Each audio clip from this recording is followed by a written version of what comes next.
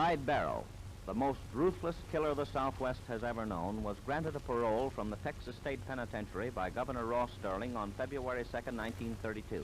He had been placed there after a series of comparatively minor crimes, including chicken stealing and petty thievery in his early boyhood, and culminating in burglary and automobile stealing. After his release, he began seriously his short career of violent crime, stealing automobiles, robbing banks, killing without mercy. Like a snowball rolling downhill, Barrow's crime record began to grow. After he walked out of the penitentiary on parole, one of the first things he did was to team up with Raymond Hamilton, another West Dallas bad boy. Together they went to Hillsboro, Texas, and about midnight on April 30th, 1932, they knocked on the door of a small store owned by J.N. Boucher.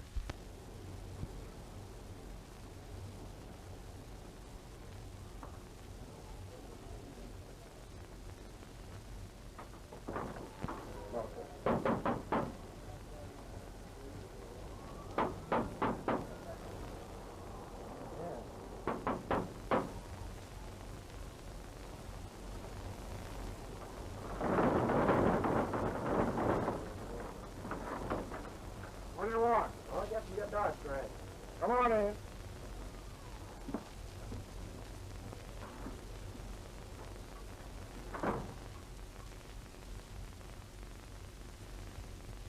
Clyde Barrow murdered J.N. Boucher, a defenseless man, shot him in the back, and then continued to pour hot lead into his body as it lay on the floor.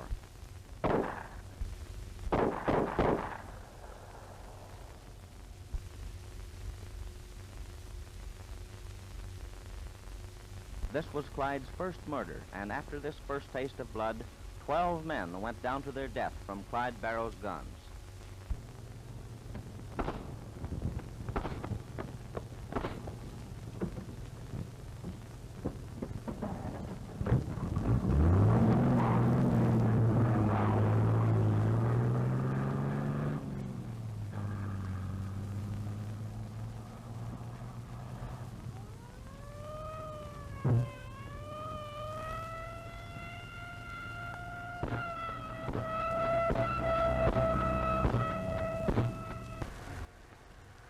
W.D. Jones, who was held captive by Barrow for many months and who participated with him in robbery and murder, is now a prisoner in the Dallas County Jail. From W.D. Jones, we get first-hand information on Clyde Barrow, the killer. I have been indicted along with Clyde and Bonnie for the murder of Malcolm Davis, Fort Worth Deputy Sheriff. I was forced along under threats of death with Clyde Barrow through many of his gun battles and saw him kill 5 men. Clyde Barrow never seemed to care for killing anyone. All he thought of was himself. That's the reason I tried to escape. Just soon kill me as anyone. After Clyde had become a full-fledged killer and gone in for big-time crime, he met Bonnie Parker, waitress and wife of a convict. What attracted this strange pair to each other will never be known. After a series of murders and bank jobs, Bonnie and Clyde were boldly keeping a rendezvous with some of their henchmen near Grapevine, Texas. While they waited, they drank whiskey, made love to each other, and practiced their marksmanship by shooting at birds.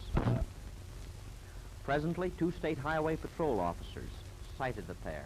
They decide to investigate. They approach Bonnie and Clyde totally unaware of their identity.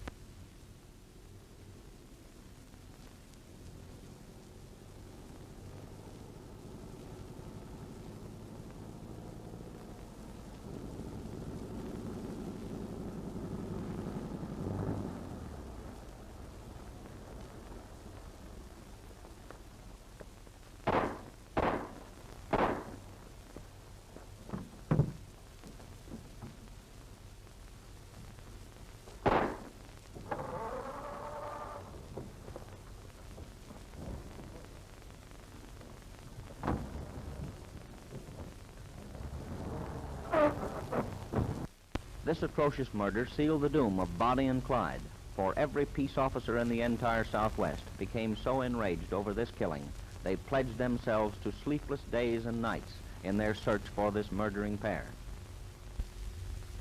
This untiring search finally brought the officers who were detailed to concentrate all of their efforts day and night to the apprehension of Bonnie and Clyde to a spot on a gravel road in the state of Louisiana. For 3 days and nights, these officers lay in wait on this road, but Bonnie and Clyde were wary. There is a sort of a tradition among peace officers of Texas that Barrow was possessed of some sixth sense, like a wild beast, which foretold of danger. But on this morning, this sixth sense did not serve to warn him of their presence.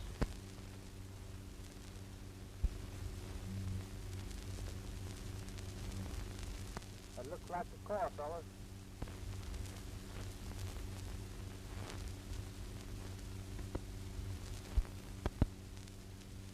That's him for sure, I'll guarantee you. Get ready now.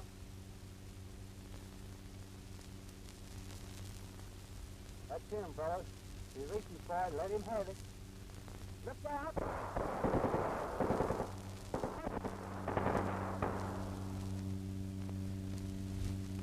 Death is at the steering wheel.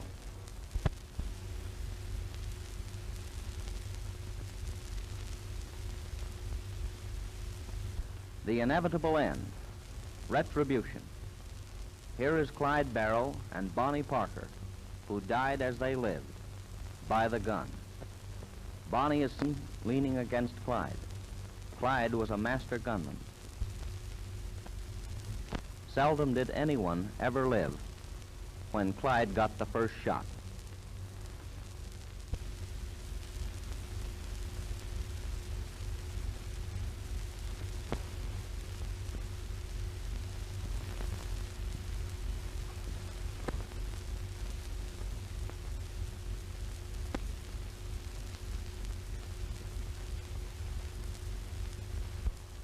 Clyde Barrow's mania, his guns, spiked at last by the law.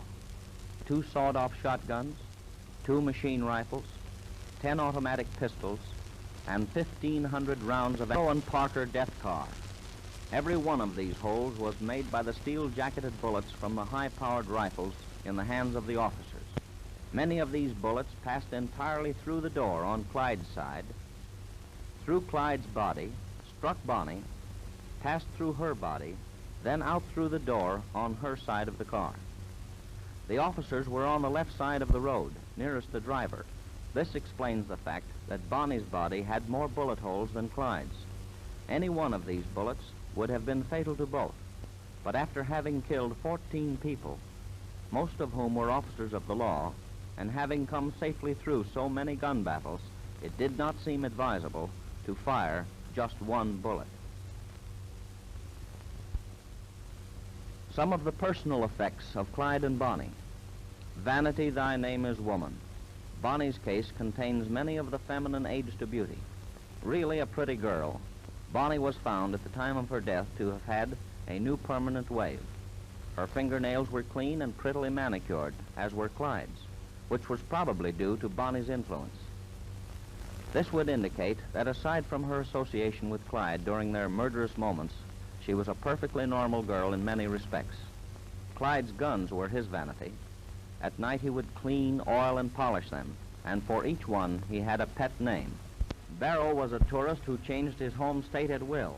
These license plates, found under the rear seat of the car, made him in turn a tourist from Indiana, Illinois, Iowa, Kansas, Missouri, Arkansas, Oklahoma, Texas, and Louisiana. This is a big day in the life of this sleepy little town of Arcadia, Louisiana. The crowd in front of the small furniture and undertaking company, where Clyde and Bonnie's bodies lay, milled and grew to great proportions with each succeeding hour. 4 of the 6 officers who brought down Bonnie and Clyde. On the left, Deputy Sheriff Oakley. Next, Sheriff Jordan, in whose parish in Louisiana Bonnie and Clyde met their death. Next to Sheriff Jordan is Deputy Sheriff Bob Alcorn of Dallas County, Texas, upon whose shoulders rested the tremendous responsibility of positively identifying Bonnie and Clyde as they came down the road. He was the only man in the party who knew Barrow and Bonnie on sight. Not a gun could be fired until he gave the word. At the right is Alcorn's partner, Deputy Sheriff Ted Hinton of Dallas County, Texas. who with Alcorn trailed Bonnie and Clyde for many months. Sheriff Smoot Smith of Dallas County, Texas, who among all peace officers was most heavily obligated to apprehend the Barrow gang. He fulfilled that obligation.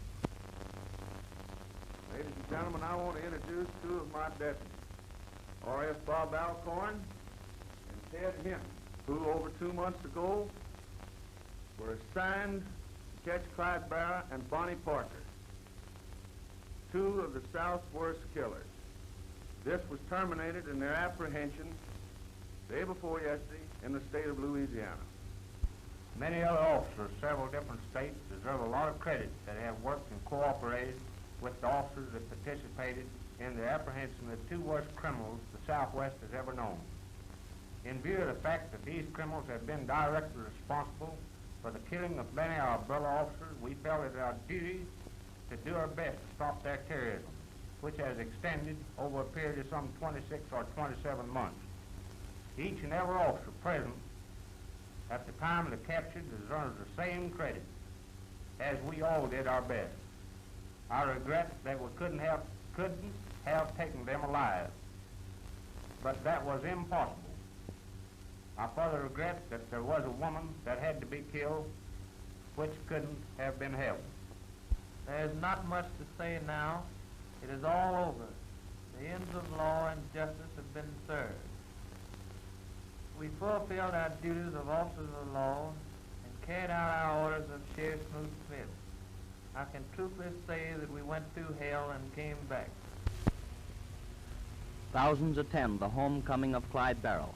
In this Dallas funeral home, his body lies as a never-ending line of men, women, and children from every walk of life file by his casket for a fleeting glimpse of the boy who had wrought so much death and destruction.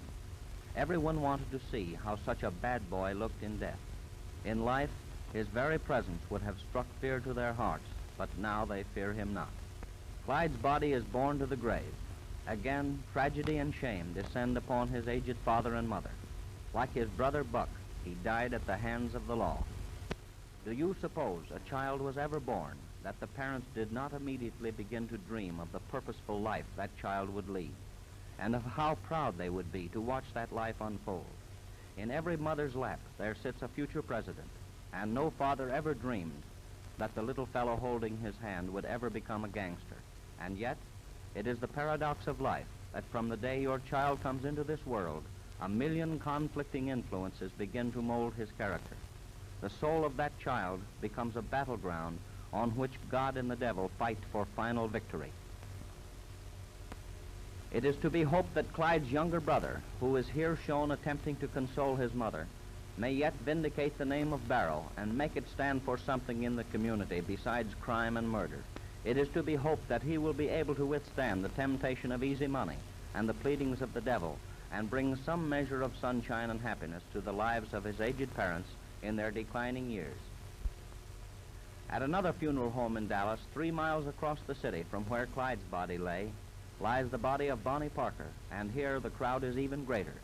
As far as is recorded, Bonnie Parker was the worst woman bandit since the days of Belle Starr. She is the only woman ever to be shot down by officers of the law in attempted capture. Bonnie's burial was attended only by close friends and relatives, which numbered about 150 people, including her sister, Billy Mace, who is now a prisoner of the law, charged with the killing of 2 state highway patrolmen, of which her sister Bonnie had already been accused. Billy Mace is attended at the funeral by 2 deputy sheriffs and a matron of the jail. Clyde Barrow's mother and father, seen in the foreground, and his brother, also pay their respects to the girl who was Clyde's only friend and who died by his side.